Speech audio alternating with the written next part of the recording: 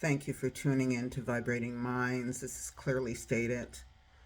I'm just thinking about all the divisiveness and authoritarian methods of dividing us yet again through this war that is happening right now in the Middle East, keeping us divided from one another.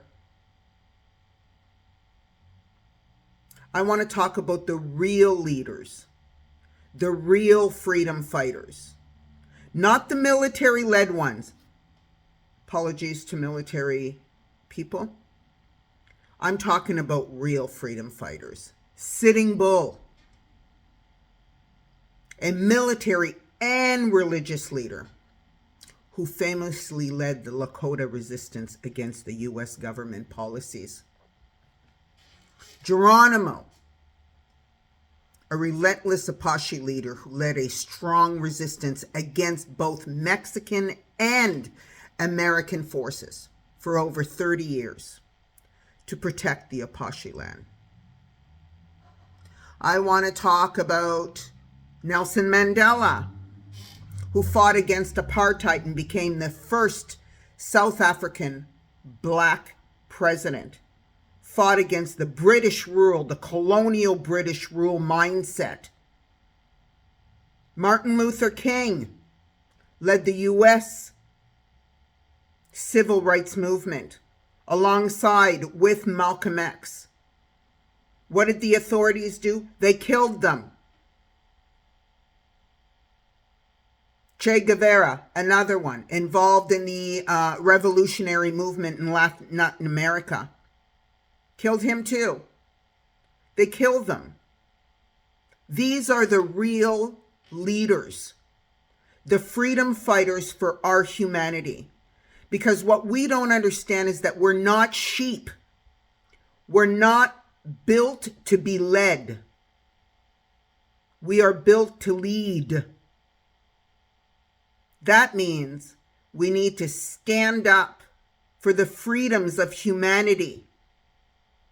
Our freedom to think for ourselves, our freedom to ask questions, our freedom to question the rule of authority. There are so many freedom fighters that have fought for the freedom of humanity. Bhagat Singh, a revolutionary leader who fought against British rule as well.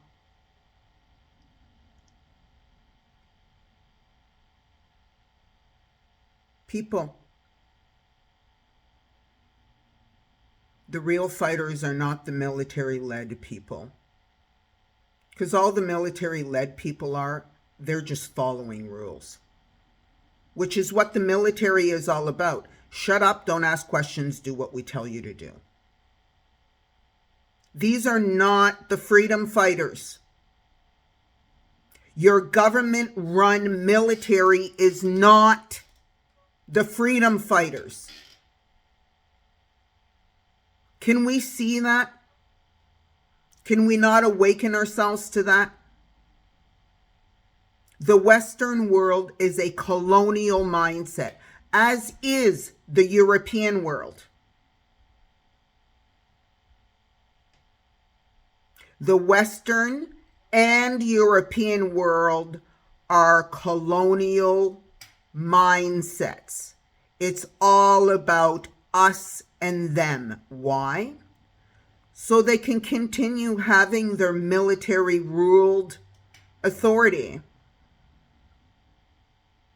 So they can continue having their guns and ammunition manufacturers still functioning. People, we have to stop this. And the only way to stop it is if we remove our colonial mindset, us and them. We need to come together as humanity, not as a color, not as a religion, not as a culture. We need to bring our commonalities together and remove the divisiveness. It's the only way. Because up till now, history has repeated itself over and over and over and over and over again. Come on, people. I think we've evolved a little bit further than that right now. I really think that humanity is awakening. We need to remember the real freedom fighters. Martin Luther King, Malcolm X, Nelson Mandela, Sitting Bull, Che Guevera, Cesar Chavez. All these people were actual freedom fighters. They were fighting for our freedom to choose, our freedom to be included, our freedom to be human beings. So I encourage all of you to sit back today. Take one moment out of your day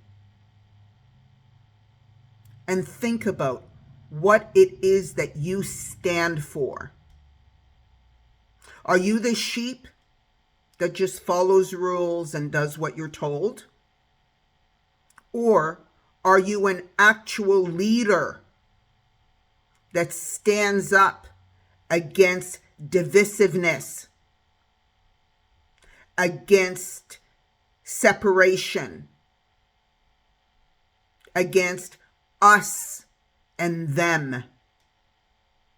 Let's remove those divisive attitudes, thought processes, the way we think and the way we feel about other nations, about other cultures. Because here's what it is. When you open up to other cultures, there is so much knowledge. You understand that there are more commonalities than there are divisiveness. And why? Because it doesn't matter what you believe in. Doesn't matter what God you follow. You know what matters? It matters that we are all human beings with a right to humanity, with our right to be alive and treated with respect. Each and every one of us own that right. And not only do you deserve to be treated with respect, but you also have to show respect. That, I think, is where our governments, our authorities, our powers that be need to really step back and rethink the way they divide nations. Rethink the way they propaganda the population. The way they divide us with what our differences are. So what if you wear a particular kind of clothes?